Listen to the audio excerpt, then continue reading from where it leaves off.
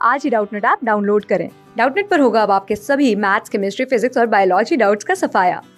बस अपने क्वेश्चन की फोटो खींचो, उसे क्रॉप करो और तुरंत वीडियो सोल्यूशन पाओ। Download now. हेलो फ्रेंड्स, हमारे पास एक क्वेश्चन गिवन है।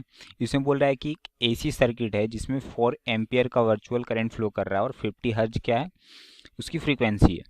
अब बोल रहा है जो पावर कंज्यूम कॉइल के द्वारा किया गया 240 वाट है। ठीक है, तो virtual voltage across this coil given है हमारे पास 100 वोल्ट। तो हमें रेजिस्टेंस पूछा गया है इस कॉइल का।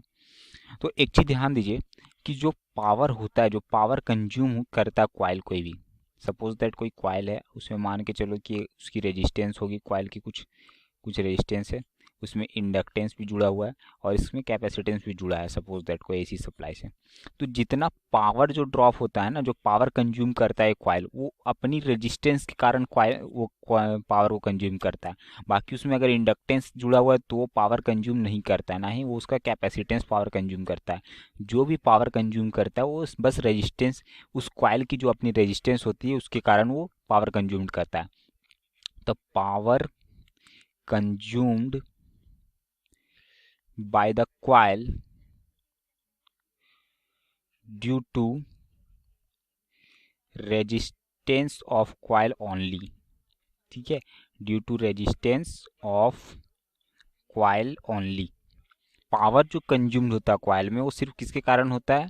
कॉइल का रेजिस्टेंस के कारण। तो जो हम लिखेंगे P इक्वल्स टू, वो क्या लिखते हैं? आई आर एम एस का स्क्वायर इंटू आर लिखते हैं। यहाँ पे ध्यान दीजिएगा, यहाँ पे जेड नहीं लिखते हैं। ठीक है, जेड इक्वल्स टू हम क्या होता है एक्चुअली में R square plus XL minus XC का होल स्क्वायर। तो ये जो पावर कंज्यूम्ड होता है ना कॉइल के द्वारा, वो एक्सएल और एक्सी के कारण नहीं होता, वो सिर्फ रेजिस्टेंस के कारण होता है। इसलिए हम पूरा जेड नहीं लिखते हैं, सिर्फ आर लिखते हैं। तो आई आर एम एस हमारे पास कितना है? आई आर एम एस मतलब हमारा जो करंट दिया गया है दैट इज़ 4 एम्पियर। इसी को आई आर एम एस, जो भी हमारा अगर इस तरह से क्वेश्चन में गिवन रहता है करंट, तो वो आर एम एस वैल्यू दिया रहता है।